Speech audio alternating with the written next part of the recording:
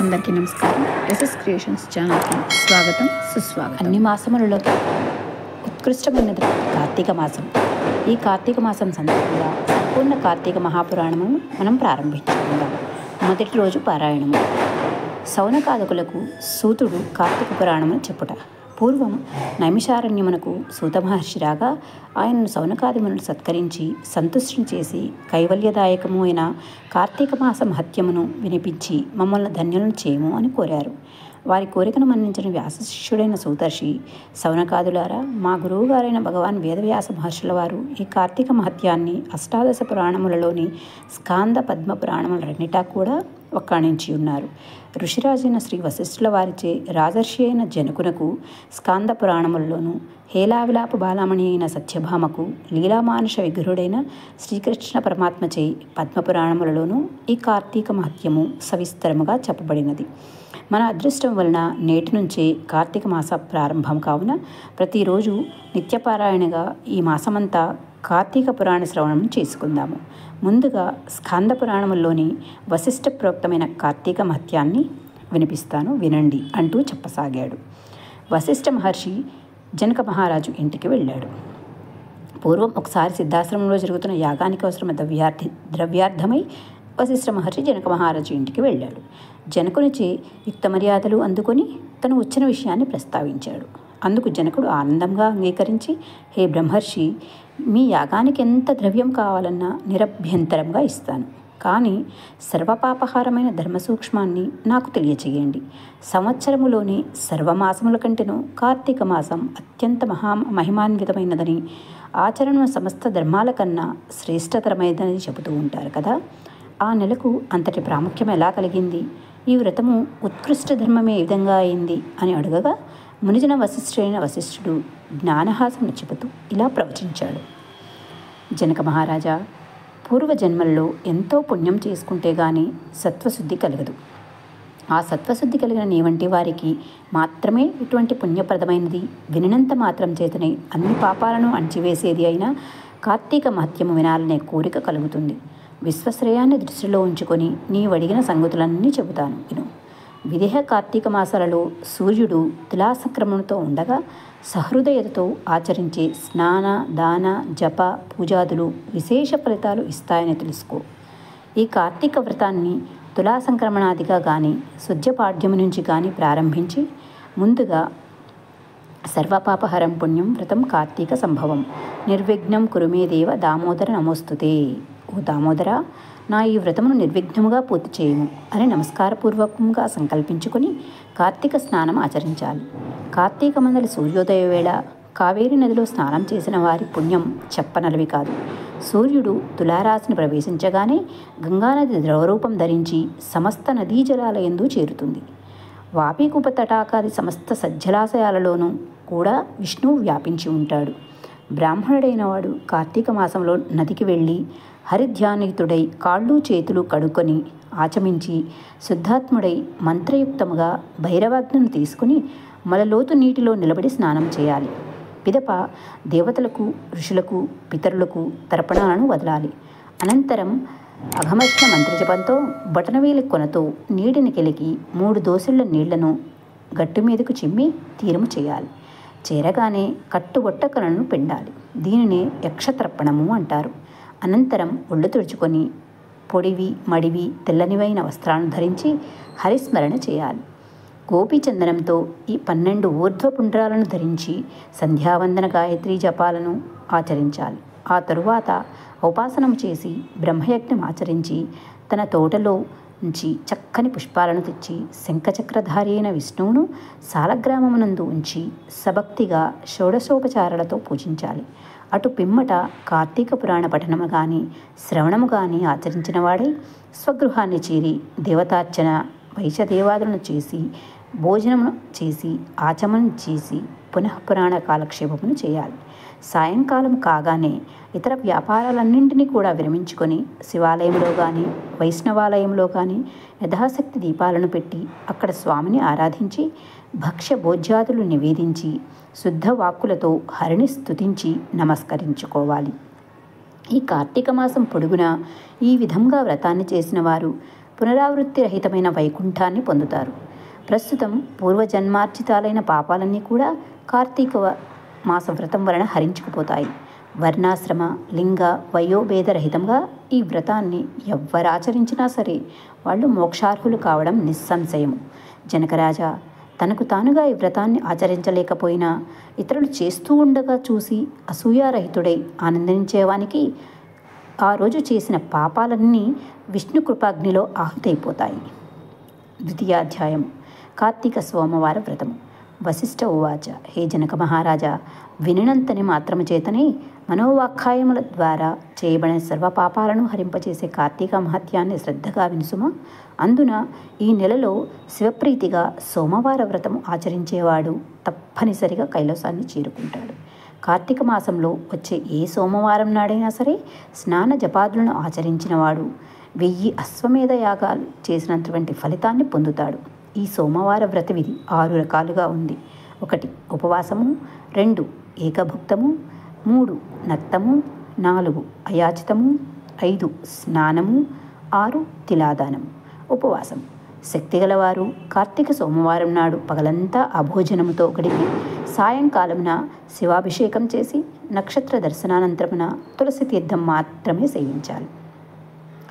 ఏకభుక్తం సాధ్యం కాని వాళ్ళు ఉదయం స్నానదాన జపాలను యథావిధిగా చేసుకొని మధ్యాహ్నంన భోజనం చేసి రాత్రి భోజనానికి బదులు శైవ తీర్థమో తులసి తీర్థమో మాత్రమే తీసుకోవాలి.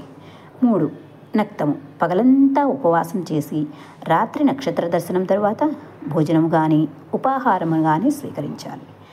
4 అయాచితము భోజనానికై తాము ప్రయత్నించకుండా ఎవరైనా వారికి వారుగా పిలిచి పెడితే మాత్రమే భోజనం చేయడం అయాచితము. 5 స్నానము పై వాటికి వేటికి శక్తి లేని వాళ్ళు సమంత్రక స్నాన జపాదులు చేసినప్పటికీ చాలును. తిలాదానం మంత్ర జప విధులు కూడా తెలియని వాళ్ళు కార్తీక సోమవారము నాడు నువ్వులను దానం చేసినా సరిపోతుంది. పై 6 పద్ధతుల్లో దేనిని ఆచరించినా కార్తీక సోమవార వ్రతం చేసినట్లే అవుతుంది. కానీ తెలుసుండి కూడా ఏ ఒక్కదానిని ఆచరించని వాళ్ళు 8 యాగాల పాటు కుంభీపాక రౌరవాది నరకాల్ని పొందుతారని అర్ధవాక్యం. ఈ వ్రతాచరణం వలన అనాథలు స్త్రీలు కూడా విష్ణు సాయుధ్యమును పొందుతారు. కార్తీక మాసంలో వచ్చే ప్రతి సోమవారం నాడు కూడా పగలు ఉపవాసించి రాత్రి నక్షత్ర దర్శనానంతరము మాత్రమే భోజనం చేస్తూ రోజంతా భగవద్ధ్యానంలో గడిపేవాళ్ళు తప్పనిసరిగా శివ సాయుధ్యాన్ని పొందుతారు. సోమవారం వ్రతాన్ని చేసేవాళ్ళు నమక చమక సహితంగా శివాభిషేకమును చేయుట ప్రధానమని తెలుసుకోవాలి. ఈ సోమవార వ్రతఫలాన్ని వివరించే ఒక ఇతిహాసాన్ని చెబుతాను విను. నిష్ఠురి కథ. పూర్వం ఒకానొక బ్రాహ్మణుడు నిష్ఠురి అనే కూతురు ఉండేది. పుష్టిగాను అందంగాను అత్యంత విలాసంగాను ఉండే ఈమె గుణాలు మాత్రం శిష్టమైనవి అబ్బలేదు. దుష్టగుణ భూయిష్టమైన గయ్యాళిగాను కామకురాలిగాను చిరించే ఈ నిష్ఠురి ఆమె గుణాల రీత్యా కర్కస అనే పేరు కూడా పిలుస్తూ ఉండేవారు. బాధ్యత ప్రకారం తండ్రి ఆ కర్కసను సౌరాష్ట్ర బ్రాహ్మణుడైన మిత్రశర్మ అనే వానికిచ్చి తన చేతులను దులిపేసుకున్నాడు. ఆ మిత్రశర్మ చదువుకున్నవాడు, సద్గుణవంతుడు, సదాచారపరుడు, సరసుడు మాత్రమే కాక సహృదయుడు కూడా కావడం వలన కర్కస ఆడింది ఆటగా పాడింది పాటగా కొనసాగజొచ్చింది. పైగా ఆమె ప్రతిరోజు తన భర్తను తిడుతూ కొడుతూ ఉండేది. అయినప్పటికీ కూడా మనసుకు నచ్చింది కావడం వలన మోజు చంపుకోలేక భార్యను పరిత్యజించడం తన వంశానికి పరువు తక్కువ అనే ఆలోచన వలన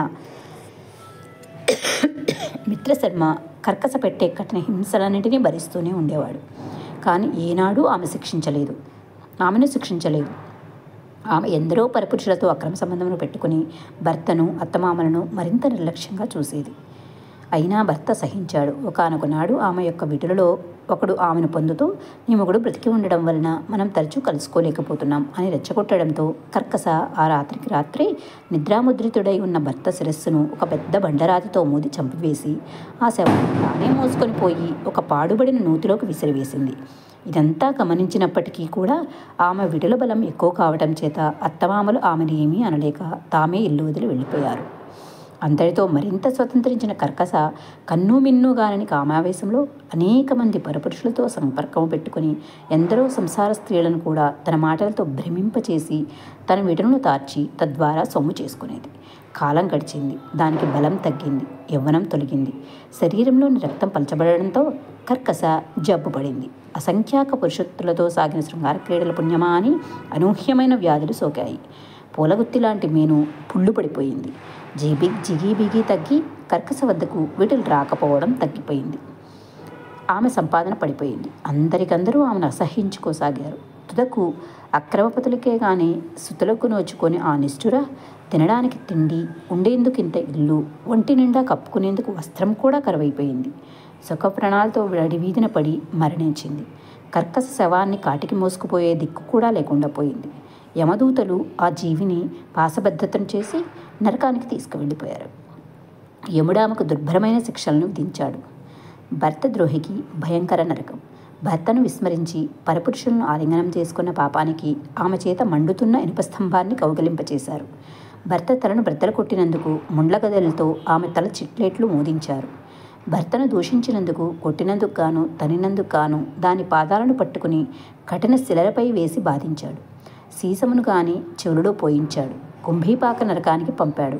ఆమె పాపాలకు గాను ఆమె ముందరి 10 తరాల వారు, తదుపరి 10 తరాల వారు, ఆమెతో కలిసి మొత్తం 21 తరాల వాళ్ళు కుంభీపాకములో కుమిలిపోసాగారు. నరకానుభవం తర్వాత ఆమె 10-15 సార్లు భూమిపై కుక్కగా జన్మించినది.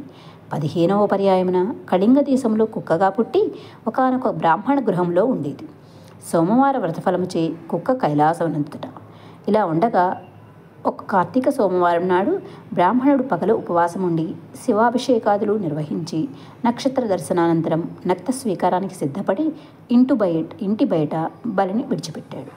ఆనాడంతా ఆహారం దొరక్క పస్తున్న ఆ కుక్క ప్రదోష దినాన ఆ బలి అన్నాన్ని భుజించింది.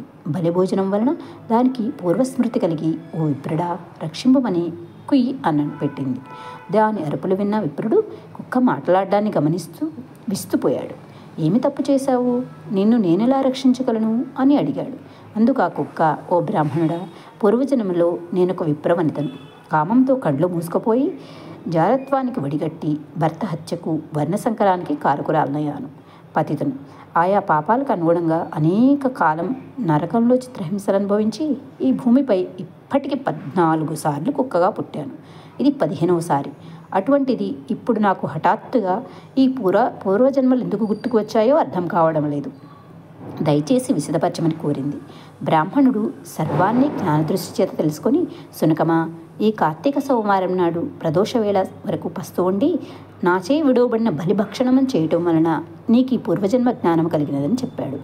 ఆపై ఆ కుక్క, కరుణామయుడన్న ఓ బ్రాహ్మణుడా, నాకు మోక్షమెలా సిద్ధించడం అనదీయమని కోరిన మీదట దయాళువైన అభూసురుడు తాను చేసిన అనేకానేక కార్తీక సోమవార వ్రతాలలో ఒక సోమవారం నాటి వ్రతఫలాన్ని ఆ కుక్కకి దారిపోయగా ఆ క్షణమే కుక్క తన సౌనక దేహాన్ని పరిత్యజించి దివ్యస్త్రీ అయి, శరీరిణి అయి, ప్రకాశవంతమై పితృదేవతా సమన్వితమైన కైలాసమునకు చేరింది. కాబట్టి జనక మహారాజు నింసయ శ్రేష్ఠుడై ఈ కార్తీక సోమవార వ్రతాన్ని నీవు తప్పనిసరిగా ఆచరించు అంటూ వశిష్ఠుడు చెప్పడం ఆపాడు. ద్వితీయోధ్యాయం సమాప్తం. మొదటి రోజు పారాయణం సమాప్తము. నమస్కారం.